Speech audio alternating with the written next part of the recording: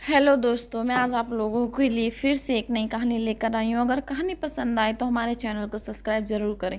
सर्दी की एक रात, एक दर्द भरी कहानी, दिल छू लेने वाली कहानी, मानवीय संवेदनाओं को झकझोरती एक दुख भरी कहानी। मैं थक हार कर काम से वापस जा रहा था। कार में शीशे बंद होते भी न जाने कहाँ से ठंडी ठंडी हवा आ रही थी। मैं उस सुराग को ढूंढने की कोशिश करने लगा, पर नाकामयाब रहा। कड़ाके की ठंड में आधे घंटे की ड्राइव के बाद मैं घर पहुंचा। रात के 12 बज चुके थे। मैं घर के बाहर कार से आवाज़ देने लगा। बहुत देर हॉर्न भी बजाया, शायद सब सो चुके थे। 10 मिनट बाद खुद ही उतारकर गेट खोला। सर्द रात के सन्नाटे में मेरे जूतों की आवाज़ साफ सुनी जा सकती थी। कार अंदर कर जब दोबारा गेट बंद करने लगा, तभी मैंने देखा कि एक 8-10 साल का बच्चा अपने कुत्ते के साथ मेरे घर के सामने फुटपाथ पर सो रहा है। वह एक अधफटी चादर ओढ़े हुए था। उसको देखकर मैंने उसकी ठंड महसूस करने की कोशिश की तो एकदम शक पका गया। मैंने मोंटे कार्लो की महंगी जैकेट पहनी हुई थी, फिर भी मैं ठंड को कोस रहा था। और बेचारा वो बच्चा, मैं उसके बारे में सोच रहा था कि इतने में वो कुत्ता बच्चे की चादर छोड़ मेरी कार के नीचे आकर सो गया। मेरी कार का इंजन गर्म था, शायद उसकी गर्माहट कुत्ते को सुकून दे रही थी। फिर मैंने कुत्ते को भगाने की बजाय उसी के नीचे सोने दिया और बिना अधिक आहट किए पीछे का ताला खोलकर घर में घुस गया। सब के सब सो रहे थे। मैं चुपचाप अपने कमरे में चला गया।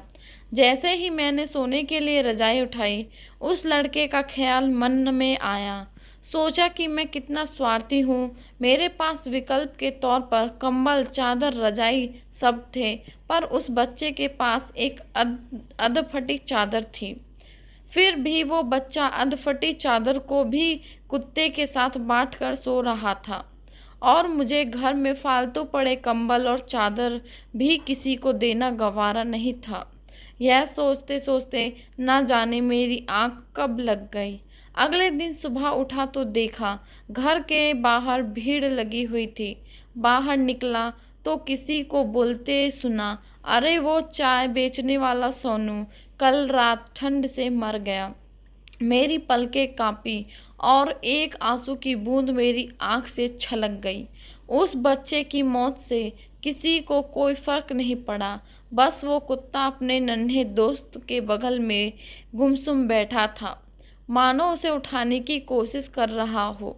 दोस्तों, ये एक कहानी नहीं, बल्कि आज के इंसान की सच्चाई है।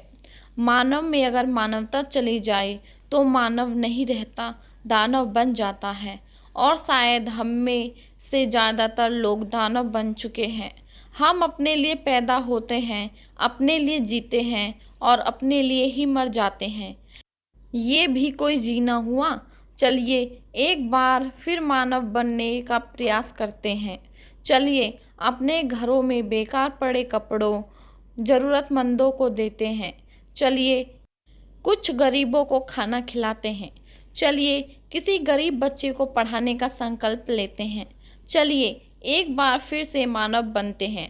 उम्मीद आपको हमारी यह छोटी सी कहानी अच्छी लगी होगी, और अगर अच्छी लगे तो प्लीज़ कमेंट करके ज़रूर बताएं और हमारी कहानी को ज़्यादा से ज़्यादा शेयर करें, ताकि लोगों में जागरूकता जागे और गरीबों की मदद करें। और हमारे चैनल को सब्सक्राइब करना ना भूलें। हमारे चैनल को सब्सक्राइब ज़रूर करें। धन्यवाद।